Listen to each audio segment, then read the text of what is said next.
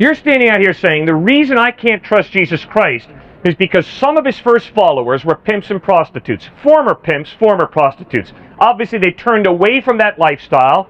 Obviously they asked Christ for forgiveness. Obviously he forgave them.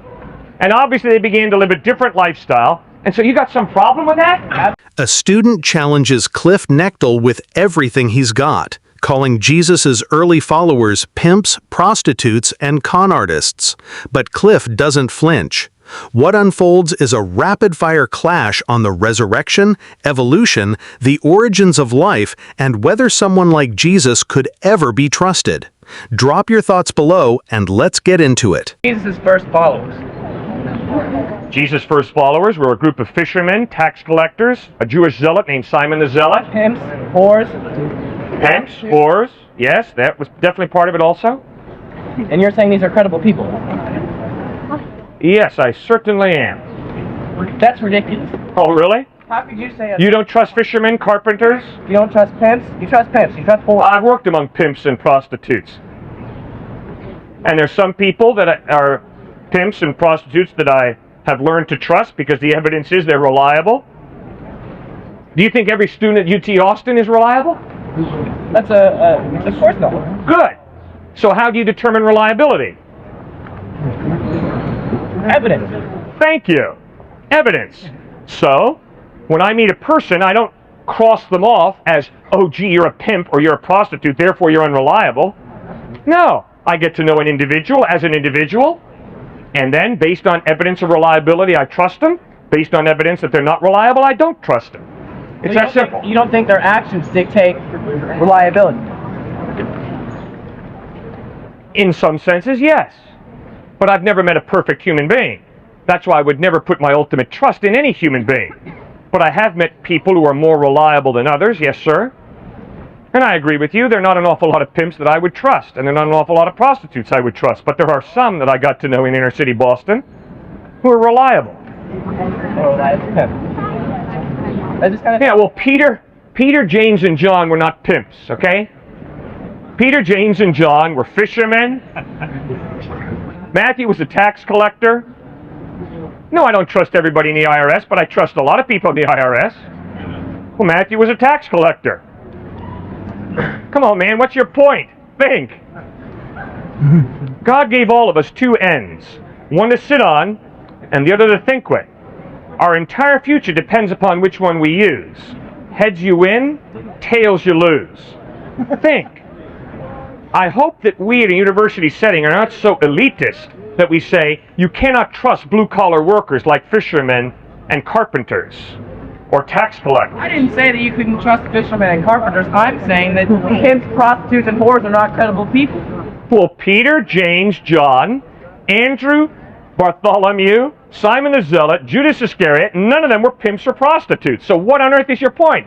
Their point is that Jesus' first followers were whores and prostitutes. That's a proof. No, they were not all whores and prostitutes and pimps. Was Jesus a Jew? Yeah, he sure was a Jew. Okay, so you're worshiping a Jew, are you not? I worship a Jew. You got that right. Okay, great. Now, what was Jesus' first meal? His last meal, I'm sorry. What was his last meal? What do you mean, what was his last meal? What did he eat? What was his last meal? What did he last eat? I don't know what he last ate. What was his last meal, specifically? I don't know what his last meal was specifically. Passover. Pardon? Passover? Quite probably. What's the point? The point is, you're worshiping an individual who went to rabbis and said he was the chosen person, when in actuality, it's a fallacy. Okay, you're right. Jesus claimed to be God in human form. Why do you think that's a fallacy? Why I personally believe I personally believe it is a fallacy. Because he had pimps and prostitutes for his first believers. You got to be kidding me. You're standing out here saying the reason I can't trust Jesus Christ is because some of his first followers were pimps and prostitutes. Former pimps, former prostitutes. Obviously they turned away from that lifestyle. Obviously they asked Christ for forgiveness. Obviously he forgave them. And obviously they began to live a different lifestyle. And so you got some problem with that? Absolutely. Boy, you and I are really different. Really different. I can promise you I am so blown out of the water by the fact that Jesus Christ never sinned once, but he forgave the kind of people that you scorn, obviously, and you obviously look down on. He forgave them and changed their lives. So wait a That's incredible, bud. You and I are really fundamentally different. Are you saying you've never sinned? I said quite to the contrary. I have sinned regularly. So has every human being. And I am definitely a human being. But I can promise you, Jesus Christ never sinned once, and the fact that he was that pure and yet could deal with prostitutes and pimps and communicate the grace and forgiveness of God to them is absolutely mind-boggling. And I find it incredible that that would turn you off. Man, that's one of the things that turns me on about Christ. Religion knows how to condemn. It takes a personal God to forgive. And just in case you're wondering, you and I need forgiveness. Not just the pimps and the prostitutes, but you and I. Just because he can accurately deal with people, does that mean that he's a chosen person? No. Well, I can promise you, I would never stand out here and say, the reason I can't believe in Jesus is because there were former pimps and prostitutes that followed him. I mean, come on, man, if that's not poorly thought out, what is? Think, man, think. I can't explain it. Plant life comes from plant life. Human life comes from human life. Animal life comes from animal life. Never once in your experience do you see life come from non-life. It's far more plausible for me to believe in the beginning God than it is for me to believe in the beginning inanimate matter. Why? Because all of my observation is life comes from life. When have you observed life come from non-life? Well, think of all the other things you observe. Do you observe the Earth at the center? Do you observe the Sun at the center of the universe? No, you don't, do you? Do you think the Sun is a heliocentric universe? Do you observe that? No, we know that from other things. Sometimes from other observations. That's right. Sometimes our intuitive observations are mistaken. For a long time. Please give me an observation that you have made where life comes from non-life. Why do I have to do that? That doesn't prove anything.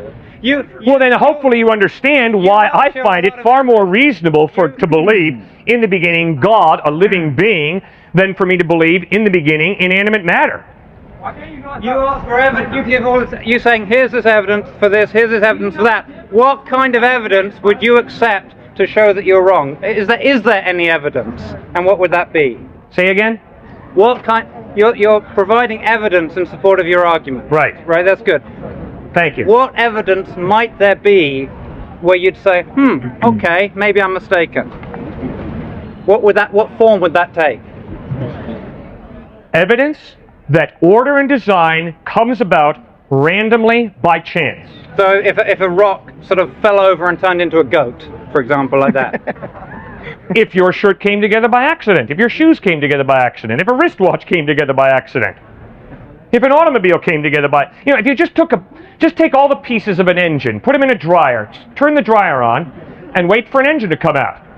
If an engine comes out of that dryer, I'm going to have to go back and reconsider. Just take all the pieces of an engine, put them in a dryer, turn the dryer on, spin that baby, and if an engine comes out of there, you bet I've got to go back and reconsider. That's right, but evolution says that most of the things didn't work. That's right. Most of the times you spin the parts of an engine in a dryer, you're right, it doesn't come out. 10,000 times to one, it doesn't come out. It comes out as jumble, rubbish. But occasionally, what comes out does represent something. Very, very rarely, but occasionally it does, and that's progress. You're right. Evolution doesn't say that every time. Good point. Good point. I've had alphabet soup, and when I stir those little letters together, occasionally T and O come together. Two. But see, the thing is, if I keep on stirring, the two doesn't stay there. But if those two. Now, if that's not going to happen in such a limited situation, for you to try and argue that this cosmos came together by accident, in light of the continuing change that's always occurring, that's preposterous, man. No, it's absolutely not preposterous. Because if that T and O came together and was somehow able to, and if there was a mechanism by which that T and O could pass on that T and O combination to future T's and O's, which of course you're choosing an example where the passing of the T and O combination is implausible. But if it could pass on those T and O's, and if, for example, you gave preferred T and O's, you said, I hate all those Z's and W's, T and O's are what I'm going to eat, then you would begin to see more T and O's. Yeah, but don't you understand? Your whole argument is those T's and O's become life. No, that's not my argument. Sure it is. That's the argument of evolution and Darwinism. My argument. The evolution is chance mutations, natural selection, and there we go. And my point is, you're never going to get the animate from the inanimate. You're never going to get life from non-life. Why do you say that? Because of your experience, your observation, my experience, my observation. There's lots of things I believe that I haven't experienced. Lots of things. Okay, like what? Electrons. I've never seen an electron, I believe it. Why do you believe there's an electron? Why?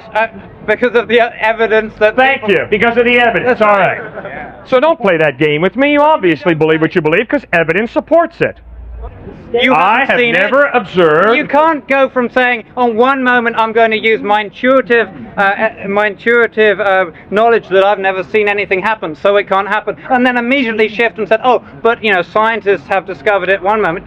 Choose one argument or the other. No, I have witnessed the birth of babies, of animals. I have watched plants grow. I have observed life come from life. I have never seen life come from non-life. And when you see these babies born, do they ever differ? Are they exactly the same? Oh, they differ a lot. They do differ, right? Yes, they do. And do sometimes the babies sometimes resemble the babies, right? There's family resemblance. Yes, there's family resemblance. Right. And is it plausible to suggest that some babies born with one leg might not do as well as babies born with two legs? Absolutely. So in that case, you have seen change. And so if let's imagine that did happen, right? So that after many, many generations, you would begin to see more babies with two legs than one leg. And then what you would do 10,000 years later, you'd say, when everyone had two legs, you'd say, oh, I've never seen one-legged person turn into a two-legged person. That can't possibly happen. No, that was really twisted thinking. I have done a lot. I have done a lot of work in breeding. And I can promise you. In greeting? Breeding. B-R-E-E-D-I-N-G. Breeding of horses and breeding of dogs. Right. And I can promise you. Yeah. In breeding, you eventually hit a wall. Okay. Horses always produce horses. That's right. They never produce giraffes or alligators or chickens. And so the whole idea that horses will eventually produce another type of species is totally fallacious. Just study breeding. This debate cut deeper than most. When we strip away the traditions and face the core ideas, who Jesus was, whether life has meaning, and what counts as real evidence, we're left with uncomfortable questions and no easy answers. So what do you think? Can Jesus be trusted? Is life from non-life really plausible? Hit like if this made you think. Subscribe for more fearless conversations that challenge belief, doubt, and everything in between. Until next time, keep questioning, keep thinking.